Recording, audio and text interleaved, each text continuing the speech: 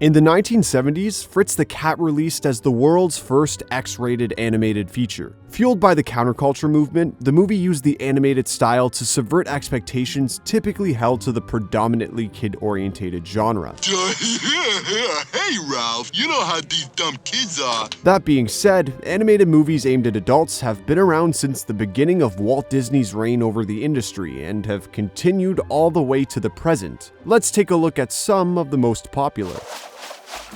So, when you assemble Seth Rogen and his crew, you just know what they make isn't going to be exactly kid-friendly. I'm an idiot, I'm dead now. Sausage Party actually originated as a joke between Jonah Hill and Seth Rogen during press junkets for Superbad, whenever asked the question, what's next? Truth is, they just thought it was a funny name and had no actual intentions of going forward with the movie. Well, as it turns out, as they were joking about it, they actually manifested it, with it actually beginning production in 2010. The entire movie is essentially just an A-list experiment of seeing how much phallic imagery can be displayed on screen without getting an X rating. It turns out quite a bit. This dark take on Disney animated features ended up being a hit at the box office, earning the title of highest grossing animated rated R movie, an accolade that this movie still holds to this day. Okay, sure, Coraline was marketed to kids, but that imagery? Come on! This movie is absolutely terrifying, featuring all sorts of spooks and mature content throughout. One could easily understand why most children would be kicking and screaming in fright while watching the movie. I can't look.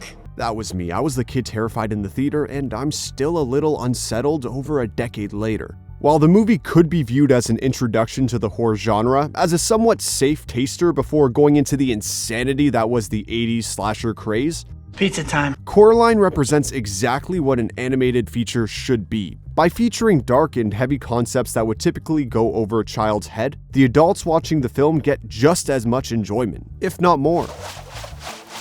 The animated medium is the perfect way to adapt the beautiful illustrations found within graphic novels. DC has a long lineup of mature animated features that bring to life various stories like Batman Under the Red Hood. Anime, on the other hand, that's a whole different ballgame. To bring the neon-lit cyberpunk setting of Akira to life, mastermind Katsuhiro Otomo used 160,000 single frames, and it's just visually stunning. It goes without saying, there is a whole slew of anime movies that could spawn off into its own list, like Ghost in the Shell, Princess Mononoke, and Grave of the Fireflies. Not every mature animated film has to feature over-the-top action or sexualized content. The animated drama Loving Vincent was an absolutely genius flick that used the paintings and stylings of Van Gogh to display the drama in the final days of the artist's life. By stylistically recreating and reshaping Van Gogh's work, Loving Vincent became an extraordinary ode to the painter and actually became the world's first fully painted feature film.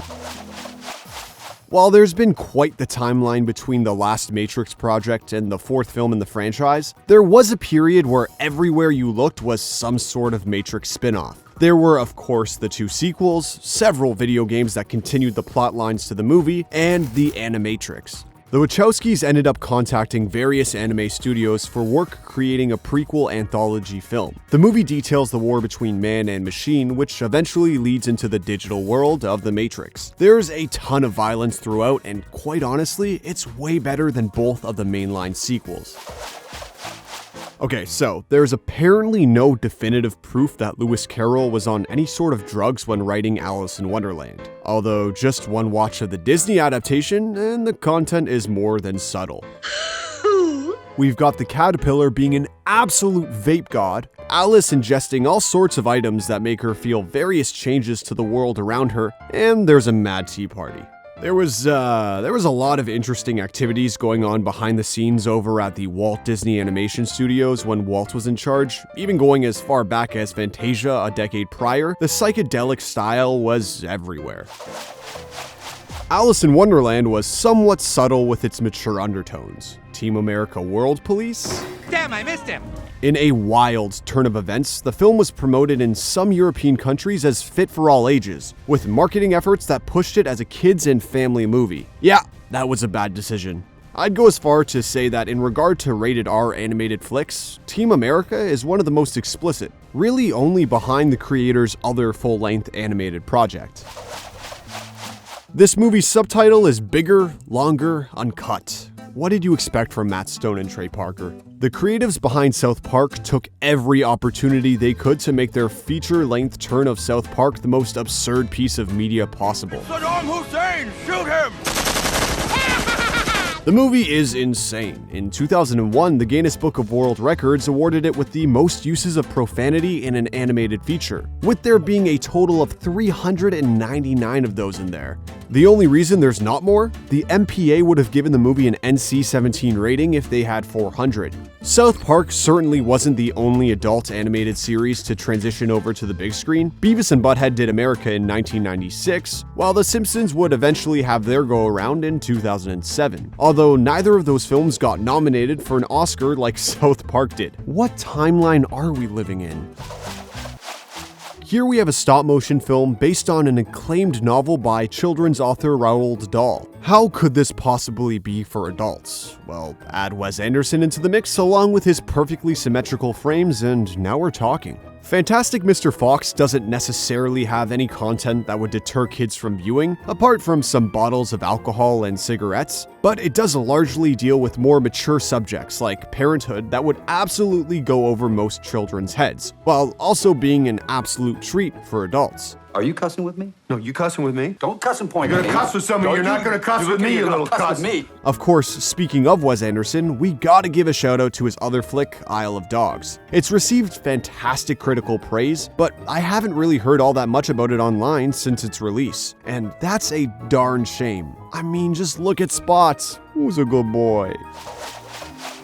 What happens when you tell Tim Burton that he can't direct another film where Johnny Depp dons white makeup? Well, he does a stop-motion movie where Johnny Depp voices a dude who is as pale as a corpse. You just can't stop Tim. Similar to Coraline, The Corpse Bride was aimed towards kids, but the gothic aesthetic and the fact that it's all about corpses makes it all that more morose. The movie deals with topics including unhappy marriages, grave digging, and even suicide.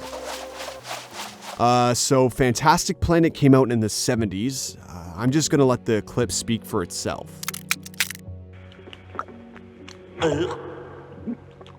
The movie was one of the first animated features to come out of France, and as a result had a lot of work outsourced over to Czechoslovakia. The lack of any blueprint for how and what an animated picture should be like created this movie about the Blue Man Group enslaving humans. That's right, the paper cutout aesthetic of the picture may seem fairly innocuous, but the movie itself deals with dehumanization and enslavement. Add in the fantastic score by Alain Gallagher and you got quite the interesting experience. Having previously worked on an animated film that was very much for children with the Polar Express, Robert Zemeckis took the photorealistic CG approach of that film and put it against the epic story of Beowulf. This was achieved through mocap, which has only become more and more prevalent in many of the entertainment industries, primarily in video games. Rewatching it, the movie would have been way better as a video game. Which, you know what? There was actually a video game, because every single movie in the 2000s had to have some sort of video game tie-in. As a way for the Beatles to get out of a 3-picture deal without having to film or record a slew of new footage, the boy band went the animated route to develop the 90-minute-long picture, The Yellow Submarine. In the peak of the boys' psychedelic days, the animation certainly matches the vibe they were shooting for.